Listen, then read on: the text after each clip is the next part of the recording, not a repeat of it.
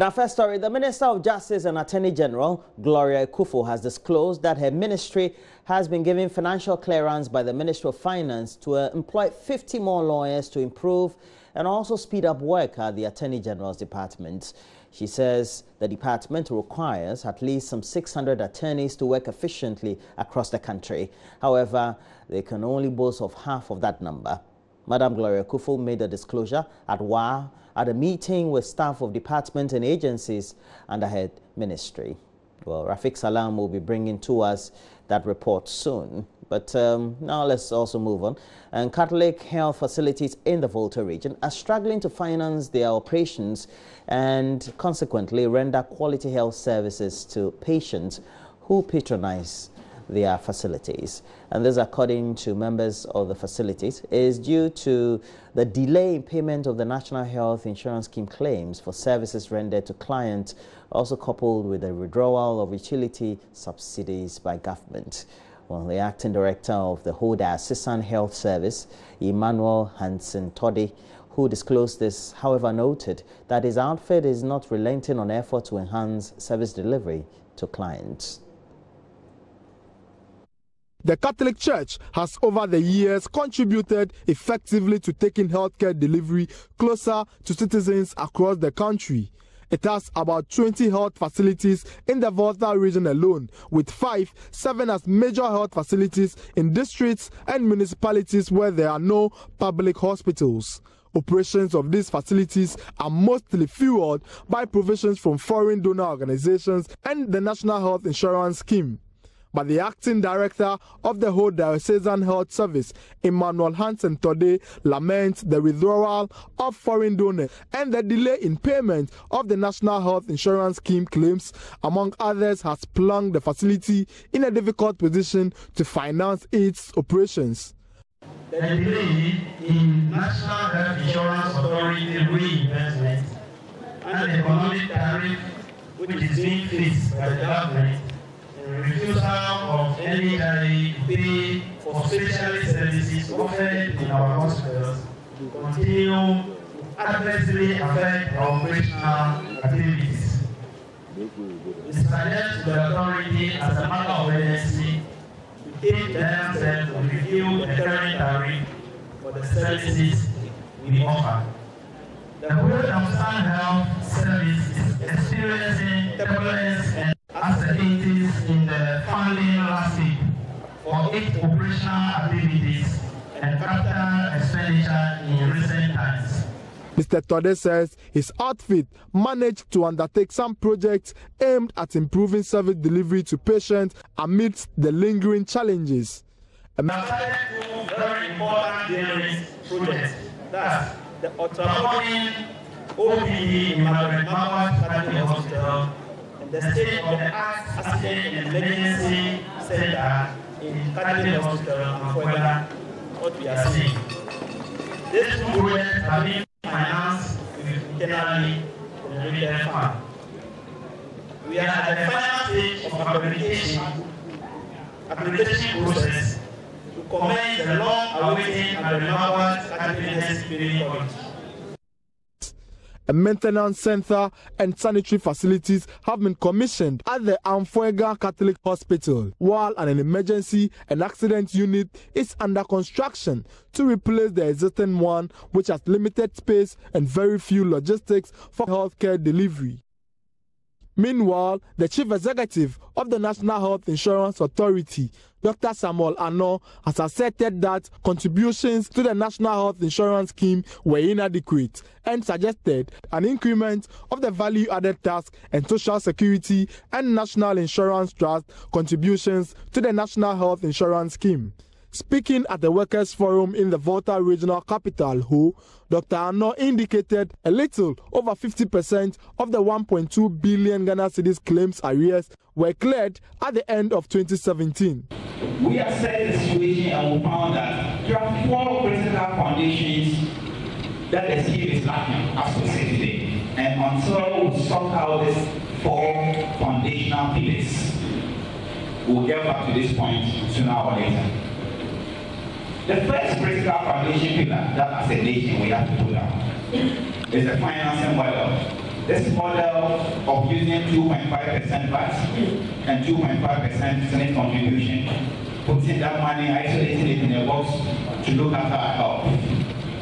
As we said today, that money still constitutes about 95% of all funds used by National Health Insurance Authority.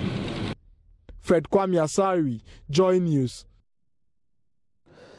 Mobile money merchants in Kumasi under persistent siege by armed gangs, resulting in casualties in the process. At least one person has died and several others wounded in about 5 separate gang attacks in less than a week. Some operators are already contemplating a shutdown, so they could redirect their investments into other ventures for safety. Well, other firms Erastus Asari Donko chronicled events in the last 1 week in the following report. Mother of 30-year-old Nanayao, who was killed at Kronum, cries for justice. Her son is the latest victim of a new wave of attack on mobile money merchants in Kumasi. Nanayao was shot twice in the chest at this mobile money shop in broad daylight. Was the murder him, Monsieur Tremo so for life. Was the ma, Sifon Brana. I was in a car going to a funeral when one of my daughters called me that my son has been shot. She told me the robbers had shot him. Other passengers in the car I picked really helped me by not letting me get down from the car. A car would have knocked me down. They took my phone and called her back. They told me that he has been taken to the emergency ward at Konfuanochi and that he is going to be operated on.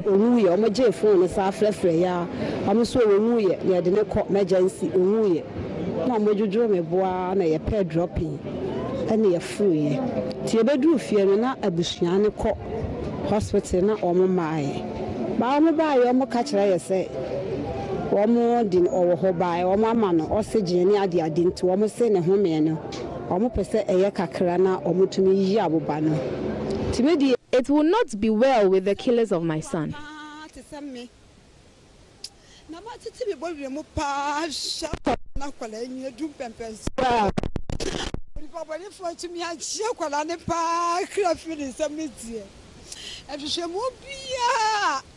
About me, I'll me a hussa open your phone. And when I'm a strum, say, Monsieur Share, Mammy, what's it? Now, you're more poor. You're more poor.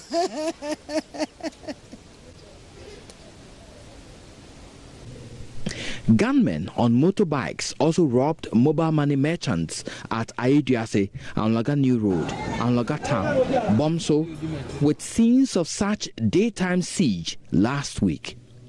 Eyewitnesses described the robbers as riding black motorbikes, wearing helmets in their operation. The attacks are forcing many merchants to close early, and some are contemplating total shutdown. 4 attacks have come to the attention of Love News in the past 2 weeks, 3 of them on the same day. The foreign pistol-wielding gangsters shoot at their targets with the least resistance to surrender their money.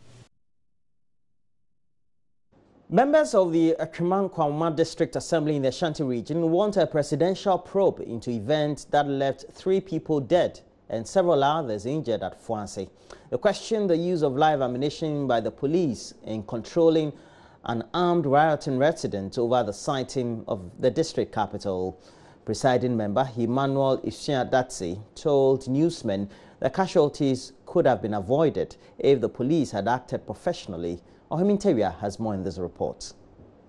3 people have died after police fired at protesters over attempts to relocate the district capital from Fuanse to Jedie. One of them died on the spot on Wednesday, while the others gave up later at the hospital, the last of them on Friday. 2 of 7 people currently on admission at the Konfuanochi Teaching Hospital's Accident and Emergency Center are said to be in critical condition. Residents of Fuanse accuse police of targeting them, describing their action as professional misconduct. The press conference was nearly marred when some residents of Fuanse invaded the venue to demand members retract an earlier account to events that heralded last week's disturbances. It is instructive to note that on that fateful day, our gentle DC visited Nana Fuasehene to introduce 2 new management members, the district coordinating director and the district head of works, to the palace. So far the assembly is concerned, per the roadmap we have been furnished with, it will be strange to assume that the visit was meant to bid the chief and Fuasi people farewell. Proceedings were delayed for some minutes, forcing the spokesperson and member for Kokobin, Roxanne Osafriye, to abandon his post.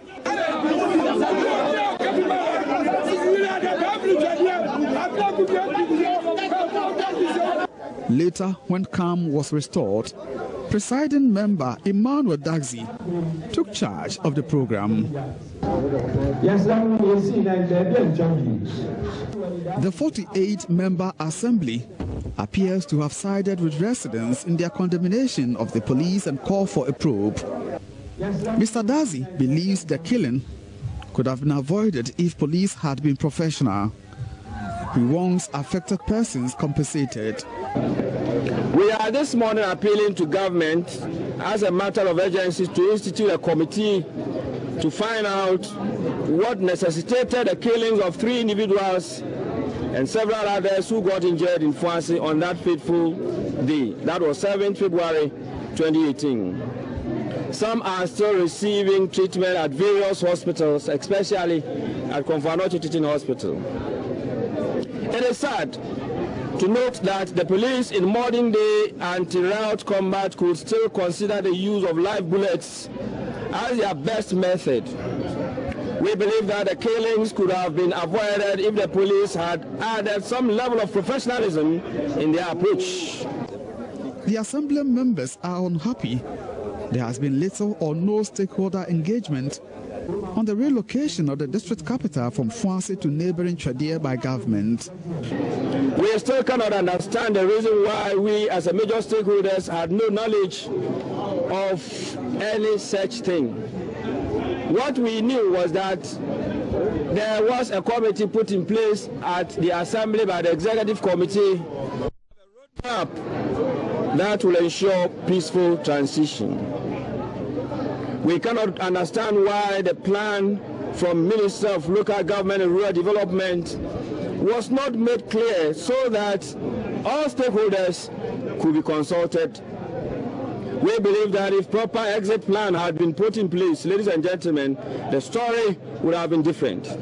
We think that it will not be out of place if appropriate compensation is advanced to the affected families to ease the huge financial burdens in such situations. Meanwhile, Mr. Dazi explains events preceding the chaotic scenes at Fuasi. There were some words in the first press statement which didn't go down well with the people. As a presiding member, I established a committee to work on this. And I believe in division of labor. So when we came here, I didn't even find it necessary to read myself. I allowed the committee to work. We have a welfare committee who are also preparing so that we can visit the sick and those who are dead. And as a leader, my duty was to supervise what they did. But it's rather unfortunate. I wouldn't want to apportion blames. It's rather unfortunate that it happened that way. From Fuasi in the Achuma-Kwangoma district for Joy News, Ohime Interior reporting. Now we have to take you to that story where the Minister of Justice and Attorney General Gloria Kufuor has disclosed that her ministry has been given financial clearance by the Ministry of Finance to employ some 50 lawyers to improve and speed up work at the Attorney General's department. She says the department requires at least some 600 attorneys to work efficiently across the country. However, they could only boast of half the number. Madam Gloria Kufuor made the disclosure at WA at a meeting with staff of departments and agencies under her ministry. Rafiq Salam has more in this report. The one-day official working visit to the Upper West region by the Minister for Justice and Attorney General, Gloria Kufuor, is the first visit of any Minister of Justice and Attorney General to the region in over 20 years. The visit, according to Madam Gloria Kufuor, is to interact with staff under the ministry and also to see for herself the challenges they are confronted with. She first paid a courtesy call on the acting Upper West Regional Minister, Amiri Chinyere Isaku, at his office before meeting with the staff of the Attorney General's Department, the Legal Aid Department, and Economic and Organized Crime Office, EOCO. Madam Gloria Ekufu penciled the myriad of challenges confronting them that included inadequate staff, office and residential accommodation. Madam Gloria Ekufu posited that since assuming office, she has never slept over the challenges confronting departments and agencies under her ministry. She, however, revealed after several months of confronting the issues head-on, there's light at the end of the tunnel. We have been given the red light. Without clearance, you cannot recruit. Again, I'm happy to report it's not as much as we would want for the establishment. As of now, the entire country, we are requiring in excess of 600 attorneys. We are working with just about half countrywide. Certainly, that is not a good report to have. In spite of our requests, in spite of the establishment that we require, we have just had approval for 50. But we have accepted, and we want to make the most of it. We have also received a number over, it's over 150 applicants that we have to consider for 50 positions. I can assure you that out of that 50, we will look at the entire establishment, the needs of the respective departments and agencies, and try to meet you partway. But some will definitely be posted to WA. She also threw more light on the issue of salaries, which has become a subject of controversy between the workers and the Fair Wages and Salaries Commission. We started writing about them, but the position did not shift until only last week, when we got a letter from the, Fair Wages Commission, making a concession that they have now come round to seeing that there is some point in the claims of the attorneys regarding the allowances. An initial meeting has been held. The chief director has attended. So we are working. Initially, it was as though they were not even sure how to peg it. We worked very hard to get what the bench was getting, which we immediately furnished the Ministry of Finance with. We also told them that if you have a problem with the allowances, at least the arrears which have accrued, which you think they are entitled to, you must pay that whilst we work out on what is in controversy. That has been a very difficult area too. But from what the Fair Wages and Salaries Commission has said, we are hopeful that we can also make a stride in that direction. The workers were given opportunity to ask the minister questions that may be bothering them regarding their place of work. Senior State Attorney, Lawyer Saeed Abdul Shakur, commended the Minister for Justice and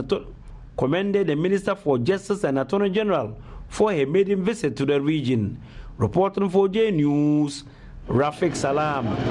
Wow.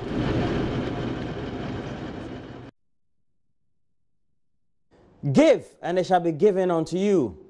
Good measure, pressed down and shaken together, and running over, shall men also give into your bosom.